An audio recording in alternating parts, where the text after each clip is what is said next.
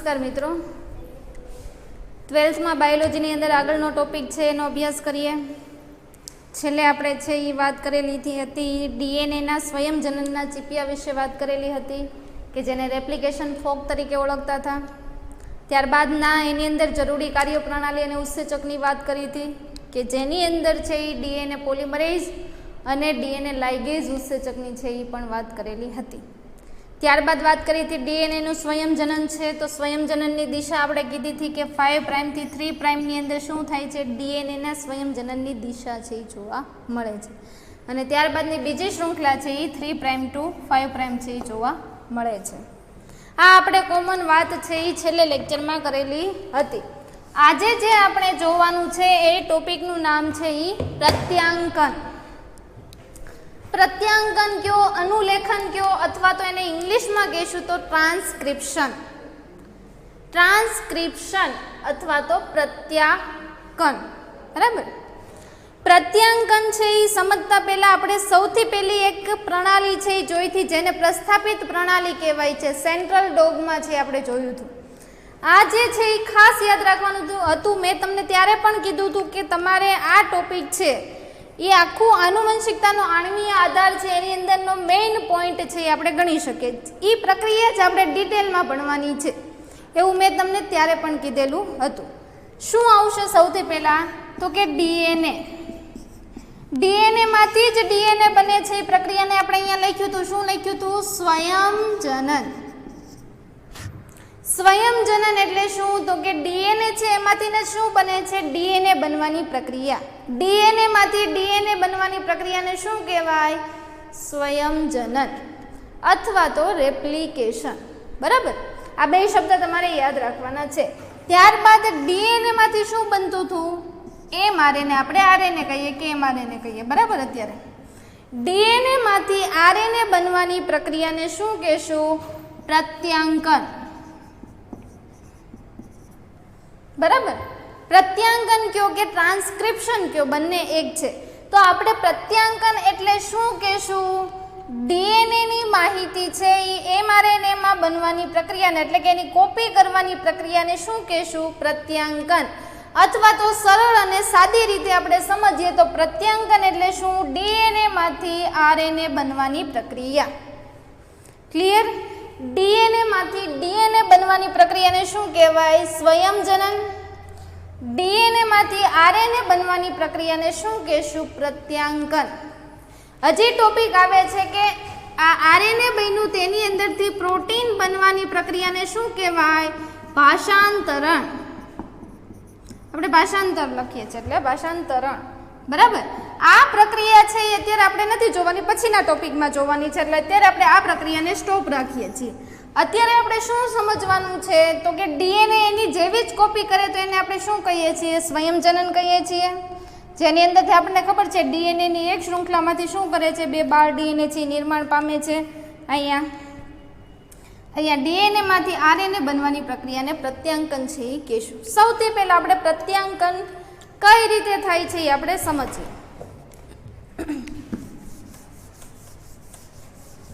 પહેલા એની સામાન્ય માહિતી લઈએ, ત્યારબાદ એના જરૂરી સોપાનો છે એનો અભ્યાસ કરીએ. ડીએનએ છે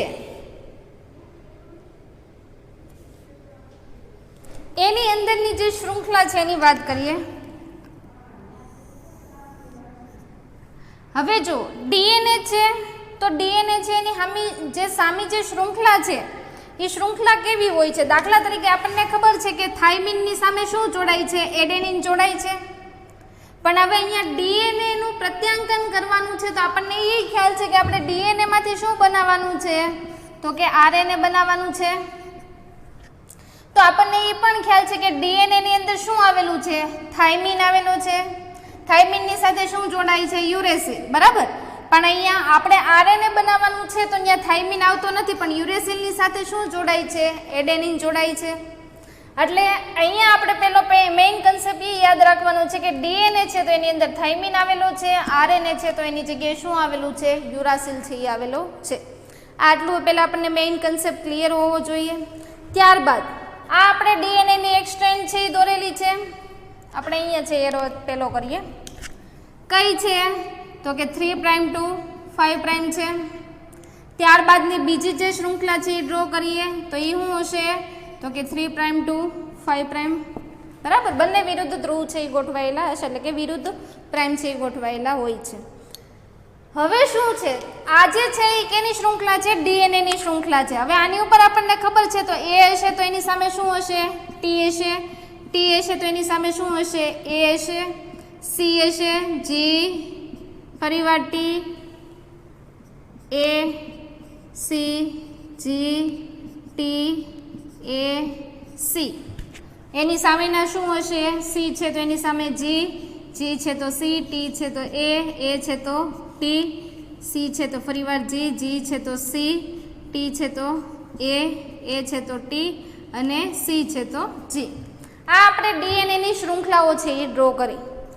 એની અંદર જે આ ઉપરની શ્રૃંખલા છે એને કેવી શ્રૃંખલા કહેશું ટેમ્પલેટ શ્રૃંખલા, ટેમ્પલેટ શ્રૃંખલા, બરાબર। કે જેને પૂરક ટેમ્પલેટ શ્રૃંખલા કે જેને પ્રારંભિક શ્રૃંખલા તરીકે પણ ઓળખવામાં આવે। નીચેની જે શ્રૃંખલા છે એને આપણે કેવી શ્રૃંખલા કહેશું સાંકેતિક શ્રૃંખલા, સાંકેતિક શ્રૃંખલા અથવા તો આપણે એને શું કહેશું કોડિંગ ટેમ્પલેટ, કોડિંગ શ્રૃંખલા। ટેમ્પલેટ એટલે શ્રૃંખલા, અહીંયા ટેમ્પલેટ શ્રૃંખલા છે, નીચે છે સાંકેતિક શ્રૃંખલા અથવા તો કોડિંગ શ્રૃંખલા તરીકે પણ આપણે એને ઓળખી શકીએ। હવે શું થાય છે તો કે આ ડીએનએ ની શ્રૃંખલા છે 5' થી 3' આપણને ખબર છે શું શરૂઆત થાય છે રેપ્લિકેશનની શરૂઆત થાય છે એટલે કે સ્વયંજનન થાય છે। ત્યારબાદ હવે ડીએનએ નું પ્રત્યાંકન થવાની શરૂઆત થશે। ડીએનએ નું પ્રત્યાંકન એટલે શું તો કે ડીએનએ માંથી શું બનાવવાનું છે આપણે આરએનએ બનાવવાનું છે। આ બંને કેની શ્રૃંખલા છે ડીએનએ ની શ્રૃંખલા છે। આ ડીએનએ ની શું શ્રૃંખલા છે ડબલ હેલિક્સમાં આવેલી છે એટલે બેવડી કુંતલમય રચના છે એ ડબલ હેલિક્સમાં છે એટલે આપણે એને શું કહી શકીએ તો કે ડીએસ ડીએનએ તરીકે ઓળખી શકીએ। ડીએસ ડીએનએ એટલે શું ડબલ સ્ટાન્ડર્ડ ડીએનએ એટલે કે ડબલ શ્રૃંખલા ધરાવતું ડીએનએ જેને આપણે ડીએસ ડીએનએ તરીકે પણ ઓળખી શકીએ। આ યાદ રાખવાનું છે તમારે ઘણી વખત એમસીક્યુમાં નીકળે તો તમને નવું ન લાગે। ડીએસ એટલે શું ડબલ સ્ટાન્ડર્ડ ડીએનએ એટલે કે બેવડી કૃંતલયુક્ત શ્રૃંખલા છે એ આવેલી હોય। હવે અહીંયા ડીએનએ ની એક શ્રૃંખલા છે ત્યાંથી આપણે શું બનાવવાનું છે તો કે આરએનએ છે એ બનાવવાનું છે। આરએનએ નું પ્રત્યાંકન છે એ શરૂઆત કરતા પહેલા આપણે અહીંયા એની શ્રૃંખલા છે એ દોરીએ છીએ। હવે આપણને ખબર છે કે જ્યાં થાઇમિન હશે એની જગ્યાએ શું આવેલો છે યુરેસિલ છે એ આવેલો છે। તો અહીંયા શું બનશે તો કે થાઇમિન છે એની જગ્યાએ શું જોડાય છે તો કે એડેનિન છે એની જગ્યાએ યુરેસિલ, થાઇમિન છે એ અહીંયા છે જોવા મળશે નહીં। તો અહીંયા શું જોડાશે તો કે થાઇમિનની જગ્યાએ અહીંયા શું થઈ જશે યુરેસિલ થઈ જશે તો અહીંયા એ આવશે, સીની જગ્યાએ જી, જીની જગ્યાએ સી, પાછો ટી છે તો અહીંયા શું થઈ જશે યુ થઈ જશે, અહીંયા એ થઈ જશે, એ છે તો એની સામે તો યુ જ આવશે, જી, સી, અહીંયા એ આવશે, અહીંયા યુ થઈ જશે, અહીંયા એ છે તો એની સામે યુ અને જી આવું બનશે બરાબર। આ શું બન્યું તો કે ડીએનએ માંથી કઈ શ્રૃંખલા બની તો કે આરએનએ ની બરાબર। અહીંયા 3' છે તો અહીંયા 5' થઈ જશે, અહીંયા 5' છે તો 3'।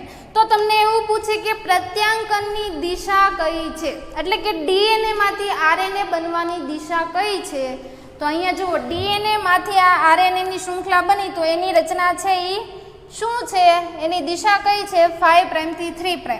તો તમારે અહીંયા સ્વયંજનનની દિશા અને પ્રત્યાંકનની દિશા છે એ પૂછાય। સ્વયંજનન અને પ્રત્યાંકન બંનેની દિશા પૂછાય તો શું આવે 5' થી 3' એની શરૂઆત છે એ થાય છે। આટલું ક્લિયર છે ઓકે। આગળ છે એ શું કામ એવું થાય છે કે ડીએનએ ની એક જ શ્રૃંખલાનું છે એ પ્રત્યાંકન થાય છે, બંને શ્રૃંખલા છે એનું પ્રત્યાંકન થતું હોત તો દાખલા તરીકે આ પહેલી શ્રૃંખલાનું પ્રત્યાંકન થયું બીજી શ્રૃંખલાનું પ્રત્યાંકન થતું નથી એટલે કે આ બીજી શ્રૃંખલામાંથી ડીએનએ માંથી આરએનએ બનતું નથી। શું કામ કારણ કે અહીંયા જે આ આરએનએ બન્યું આરએનએ છે એમાં જે આ 3 કોડ વાળી રચના છે આ 3 કોડ છે એ રચના છે એ જોવા મળે છે। એ 3 કોડ વાળું જે એક એમિનો એસિડ છે, શું છે?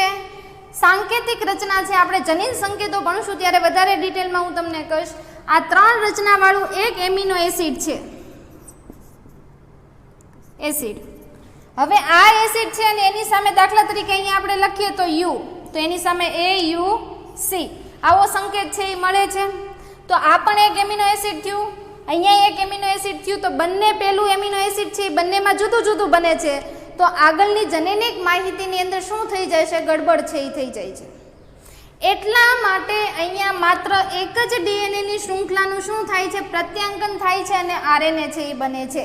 બંને શૃંખલાનું ડીએનએમાંથી આરએનએ શક્ય છે નહીં. એની માટેની બીજી શરત આપી છે કે બીજું એક સાથે 2 આરએનએ ઉદ્ભવે જે એકબીજાના પૂરક છે અને તેઓ જોડાય અને બેવડી કુંતલમય આરએનએનું નિર્માણ કરે, જે આરએનએને પ્રોટીનનું ભાષાંતરણ નહીં કરવા દે અથવા તો પ્રત્યાંકન માટે શું કરશે? નિષ્ફળ કરશે. શું કીધું? દાખલા તરીકે હવે હું તમને અહીંયા બીજું આરએનએ બનાવી દઉં તો એને તમે ડીએસ આરએનએ કેવું પડશે? શું કામ? આ 2 શૃંખલા વાળું ડીએનએ દોર્યું હતું તો આપણે એને ડીએસ ડીએનએ કીધું, ડબલ સ્ટ્રાન્ડેડ ડીએનએ. તો આપણે અહીંયા 2 આરએનએની શૃંખલા દોરીએ, દાખલા તરીકે બીજું અહીંયા આપણે પ્રત્યાંકન કરાવીએ તો શું બને? ડીએસ આરએનએ બને, ડબલ સ્ટ્રાન્ડેડ આરએનએ. એવું શક્ય છે નહીં. શું કામ? તો કે આગળ પ્રોટીન સંશ્લેષણ અને ભાષાંતરણની પ્રક્રિયા છે એ કેવી થઈ જશે? જુદી જુદી ફેરફાર છે એ થઈ જશે. બરાબર? એટલે એવું થવું શક્ય છે નહીં. એટલા માટે શું થાય છે? ડીએનએની એક જ શૃંખલામાંથી શું થાય છે? આરએનએ છે એનું પ્રત્યાંકન છે એ થઈ શકે છે, એટલે નિર્માણ થાય છે. આ જે શૃંખલા બની છે એને શું કહેવાય છે? પૂરક શૃંખલા તરીકે ઓળખવામાં આવે. પૂરક શૃંખલા. પૂરક શૃંખલા માટે તમારી ટેક્સ્ટબુકની અંદર બીજો શબ્દ વાપરો હોય તો હું જોઈજો. પૂરક જ કહેશું આપણે. બરાબર? પૂરક શૃંખલા તરીકે એને ઓળખવામાં છે એ આવશે. તો અહીંયા ડીએનએમાંથી આરએનએ બન્યું છે કે જે કઈ દિશામાં બનશે? 5 પ્રાઇમથી 3 પ્રાઇમ દિશાની અંદર છે એ બને છે, કે જે શું કરે છે? સાંકેતિક રચના છે એને પૂરક શૃંખલામાં નિર્માણ કરશે. ઉપરની જે શૃંખલા છે એને ટેમ્પલેટ શૃંખલા કહીશું, નીચેની છે એને શું કહીએ છીએ? સાંકેતિક અથવા તો કોડિંગ શૃંખલા. હવે આની અંદર 2 છેડા છે એ જોવા મળે છે, એક અનુપ્રવાહિત અને એક પ્રવાહિત. અનુપ્રવાહિત અને પ્રવાહિત 2 શબ્દ છે એ તમારી ટેક્સ્ટબુકમાં પણ આપેલા છે. બરાબર? કે જેની અંદર છે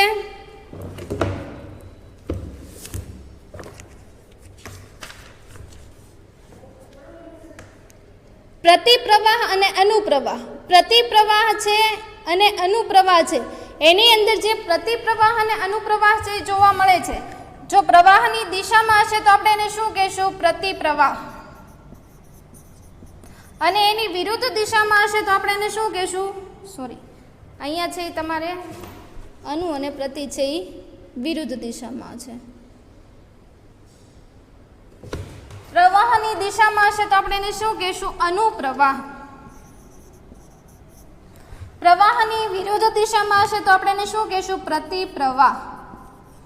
અહીંયા ઢાળની દિશામાં જાય છે એટલે આપણે એને અનુપ્રવાહિત શૃંખલાની રચના છે એ નામ આપીએ છીએ. એટલે આ છેડાને શું કહેશું?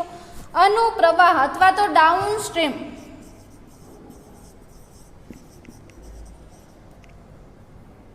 સ્ટ્રેઇન. અને આને અપસ્ટ્રેઇન તરીકે ઓળખવામાં આવશે. બરાબર? આ 2 રચના છે એ યાદ રાખવાની છે, અનુપ્રવાહ અને પ્રતિપ્રવાહ. ત્યારબાદ જે ડીએનએની નીચેની જે રચના છે એની અંદર 2 રચના આવેલી હોય, એની અંદર એક્ઝોન અને સિન્ડ્રોમ.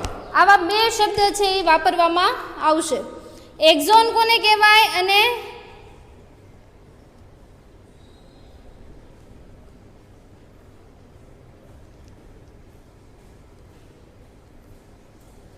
ઇન્ટ્રોન. આ કોને કહેવાશે એની વાત કરીએ તો એક્ઝોન. જો ડીએનએની જે શૃંખલા છે ને એની અંદરનો અમુક ભાગે આવી રચના આવેલી હોય, એની અંદર જ્યાં કોડ આવેલો હશે એટલે કે આવી કોડિંગ યુક્ત રચના આવેલી હશે, આ કોડિંગ યુક્ત રચનાનો વાળો જે ભાગ હશે એને શું કહેશું? ઇન્ટ્રોન. એક્ઝોન કહેવાશે. જે કોડિન વાળો ભાગ છે એને શું કહેશું? એક્ઝોન. અને જે કોડિન વગરનો ભાગ હશે એને આપણે શું કહેશું? ઇન્ટ્રોન. હવે જો એક્ઝોન છે તો એની અંદર આવા સંકેતો છે એ જોવા મળતા હશે. ઇન્ટ્રોન છે તો એની અંદર આવા સંકેતો જોવા મળતા નહીં હોય.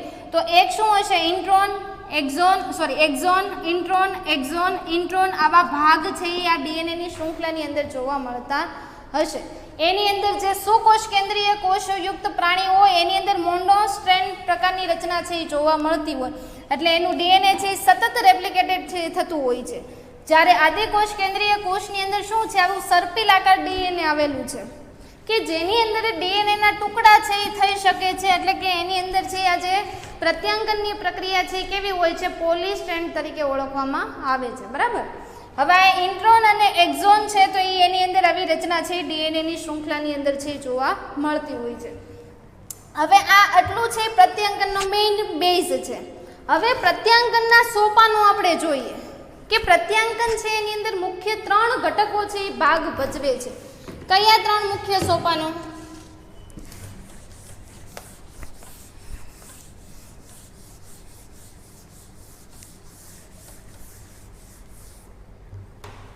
તો સૌથી પહેલું છે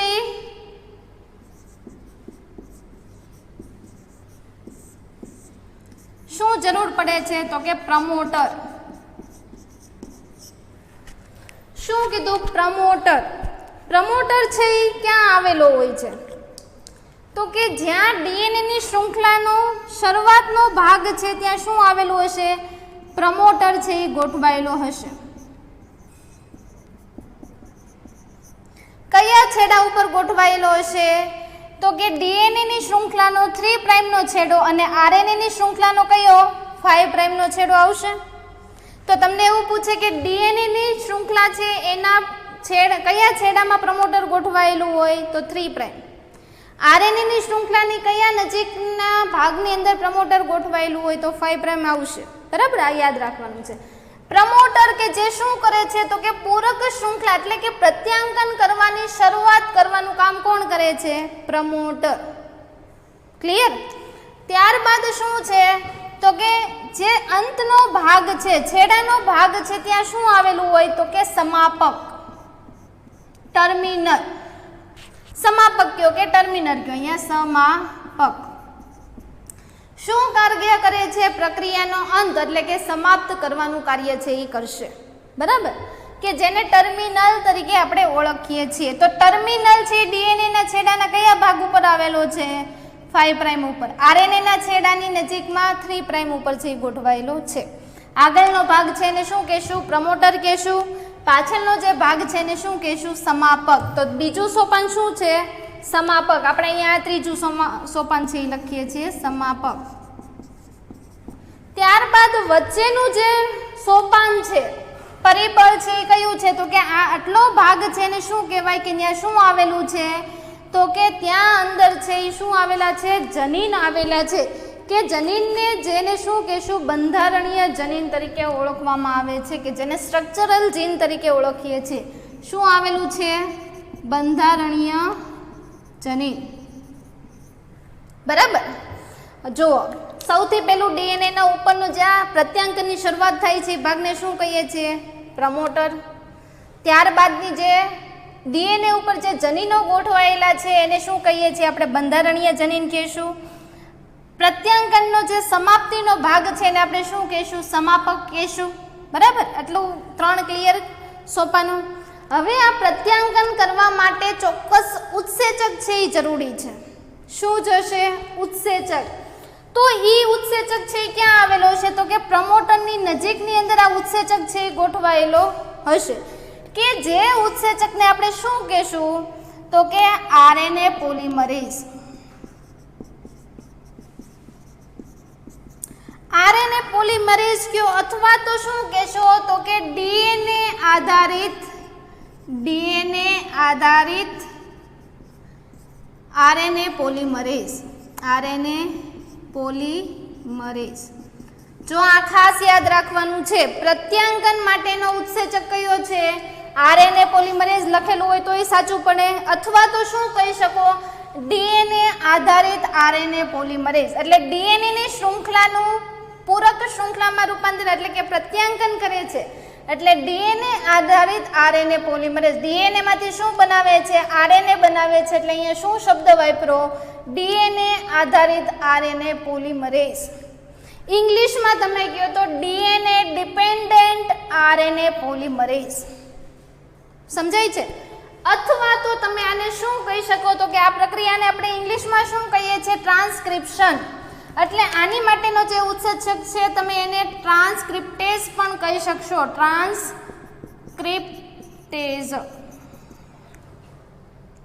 3 પ્રકારનો નામ આપી શકો છો, આરએનએ આધારિત ડીએનએ આધારિત આરએનએ પોલિમરેઝ, અથવા તો ખાલી આરએનએ પોલિમરેઝ કહી શકો, અથવા તો ટ્રાન્સક્રિપ્ટેઝ પણ તમે કહી શકો.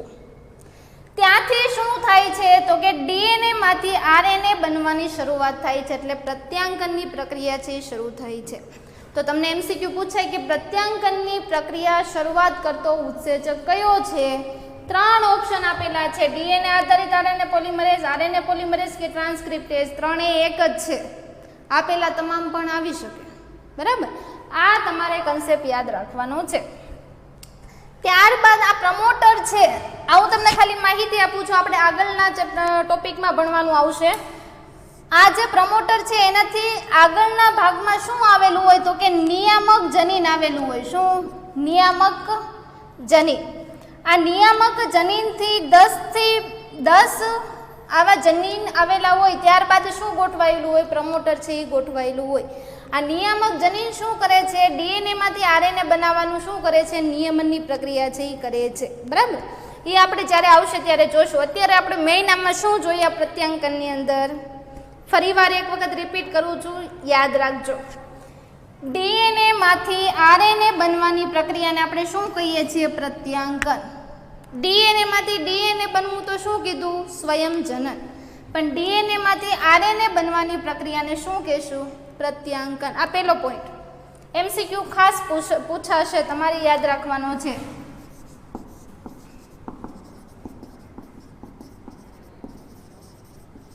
ઓકે, સૌથી પહેલા ડીએનએ ની 2 શૃંખલા આપણે લીધી, એક શૃંખલા 3' થ્રુ 5' ને એક 5' થ્રુ 3' થી આપણે 2 શૃંખલા લીધી. બંને શૃંખલા છે ને આપણે ડીએસડીએનએ તરીકે પણ ઓળખી શકીએ, ડબલ સ્ટ્રાન્ડેડ ડીએનએ. પહેલી શૃંખલા છે એને ટેમ્પલેટ શૃંખલા કહી શકશો, બીજી શૃંખલા છે તો એને સાંકેતિક અથવા તો કોડિંગ શૃંખલા છે એ કહીએ છીએ. ત્યારબાદ શું થાય છે, તો કે ડીએનએ ના જે બેઝ પેર છે એમાંથી શું બને છે, તો કે ડીએનએ માંથી આરએનએ બનવાની પ્રક્રિયા છે એ શરૂ થશે. જે શરૂઆતનો ભાગ છે કે જ્યાં ડીએનએ માંથી આરએનએ બને છે એ ભાગને આપણે શું કહીએ છીએ, પ્રમોટર કહીએ છીએ. ત્યારબાદ વચ્ચેના ભાગમાં શું આવેલા છે, બંધારણીય જનીન આવેલા છે કે જે શું કરે છે, સાંકેતિક માહિતીને એપ્લે કરી શકશે. ત્યારબાદ સમાપકનો ભાગ છે કે જ્યાં ડીએનએ નું પ્રત્યાંકન છે એ અટકી જાય છે, તો એ ભાગને શું કહેશું, સમાપક ભાગ અથવા તો ટર્મિનલ ભાગ તરીકે ઓળખીએ છીએ. ત્યારબાદ જે પ્રમોટર છે ત્યાં આગળ શું આવેલો છે, તો કે જે પ્રત્યાંકનની પ્રક્રિયા છે પ્રેરે છે એની માટેનો ઉત્સેચક આવેલો છે કે જેને આપણે શું કહીએ છીએ, તો કે ડીએનએ આધારિત આરએનએ પોલિમરેઝ તમે કહી શકો, અથવા તો આરએનએ પોલિમરેઝ કહી શકો, અથવા તો ટ્રાન્સક્રિપ્ટેઝ ઉત્સેચક પણ તમે કહી શકો. ક્યાં સુધી આ પ્રક્રિયા થશે, જ્યાં સુધી ડીએનએ ની શૃંખલાનું આરએનએમાં રૂપાંતરણ નહીં થાય ત્યાં સુધી છે એ શૃંખલા પ્રત્યાંકનની પ્રક્રિયા ચાલશે. જે આરએનએ ની શૃંખલા બની એને તમે શું કહી શકશો, પૂરક શૃંખલા તરીકે પણ ઓળખી શકાય છે. બરાબર, હવે આ આરએનએ છે આગળ શું કરે છે, તો કે આ જનીન સંકેતોની મદદથી ભાષાંતરણની પ્રક્રિયા છે આગળ વધશે, પણ એ અત્યારે આપણા ટોપિક માટે છે, એ અહીંયા આગળનો ટોપિક છે. બરાબર, ત્યારબાદ ડીએનએ ની નીચે જે શૃંખલા છે નીચેની, જેની અંદરનો એક ભાગને અનુપ્રવાહ કહેવાય છે, બીજા ભાગને શું કહેવાય છે, પ્રતિપ્રવાહ, એટલે કે ડાઉન સ્ટ્રેન અને અપ સ્ટ્રેન તરીકે ઓળખવામાં આવે છે. ડીએનએ ની શૃંખલાની અંદર શું આવેલું હોય છે, તો કે ઇન્ટ્રોન અને એક્ઝોન આવેલા હોય છે કે જ્યાં કોડિંગ હોય ત્યાં શું કહેવાય, એક્ઝોન. જ્યાં કોડિંગ ભાગ નથી એને શું કહેશું આપણે, ઇન્ટ્રોન તરીકે છે એ ઓળખીએ છીએ. એટલે સતત આ છે એ પ્રત્યાંકનની પ્રક્રિયાની અંદર આગળ વધે છે. તમારી ટેક્સ્ટ બુક પ્રમાણે મેં મોસ્ટલી બધી જ માહિતી આપી દીધી છે, છતાં આપણે એક વખત છે એ જોઈ લઈએ, કંઈ બાકી નથી રહેતું એની માટે.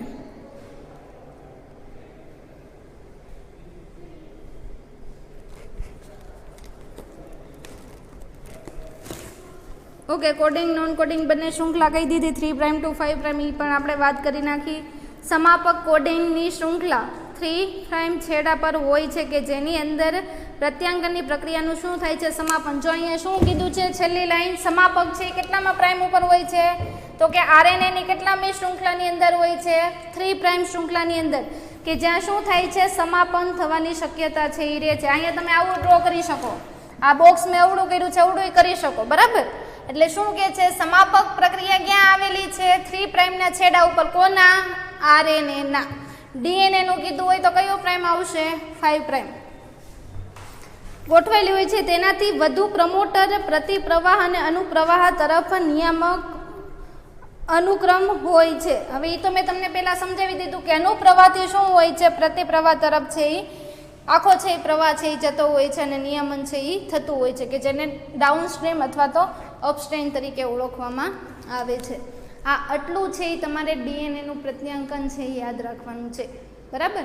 ડીએનએમાંથી આરએનએ બનવાની પ્રક્રિયા છે એ પ્રત્યાંકનની પ્રક્રિયા છે. અત્યારે જ બી એટલું ડિટેલમાં તમને સમજાવી દીધું છે કે હવે આગળ તમે જ્યારે આપણે ભાષાંતરની એની પ્રક્રિયા આવશે તો એ તમને એકદમ સરળ છે એ લાગશે. અત્યારે થોડુંક સમજવું છે એ તમારે કદાચ 2 વાર લેક્ચર જોવો પડે તોય જોઈ લેવાનો છે, કારણ કે પહેલી વખતમાં ખ્યાલ ન આવતો હોય તો. પણ આ જે કન્સેપ્ટ જો ક્લિયર હશે તો તમને આગળનો ટોપિક છે એ ભણવો અતિ સરળ છે એ પડશે. નકર છે એ થોડુંક અઘરું પડશે, બરાબર? એટલે આ છે એ એક યાદ રાખજો. ત્યારબાદ હોમવર્કની વાત કરું તો હોમવર્કની અંદર છે આખું પ્રત્યાંકન છે એક વખત સરસ આકૃતિ દોરી અને તમારે લખવાનું છે. હોમવર્કની અંદર છે આખું પ્રત્યાંકન.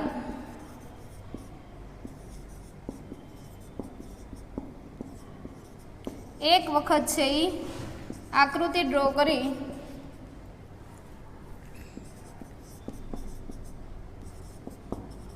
લખવાનું રહેશે, કારણ કે આ મેઇન કન્સેપ્ટ છે. આની અંદરથી પણ કેટલા બધા MCQ છે એ પૂછાશે અને તમારે નીટની અંદર પણ આ ક્વેશ્ચન છે એ કેવો છે? મોસ્ટ આઈએમપી છે.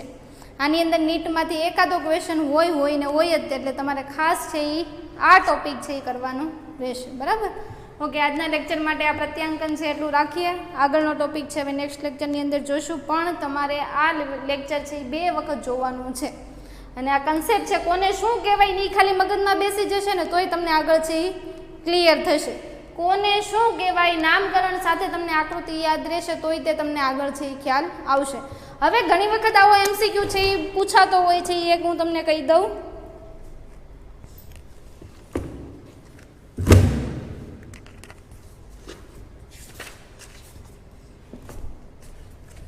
ટેમ્પલેટ શૃંખલા છે એ તમને આપી દીધેલી હશે.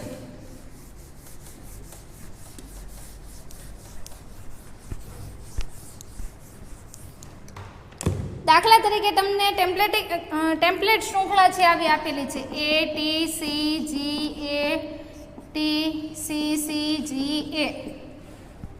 તમને આ શું આપેલી છે? ટેમ્પલેટ શૃંખલા.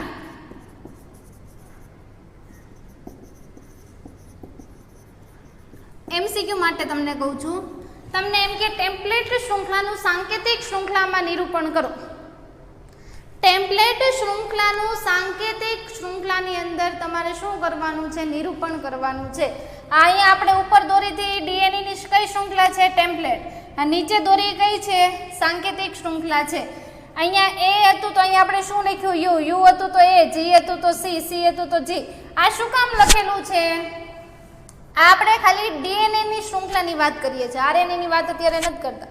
તો અહીંયા તમને ટી આપેલો છે, એટલે આ કઈ શૃંખલા છે? ડીએનએની ટેમ્પલેટ શૃંખલા છે.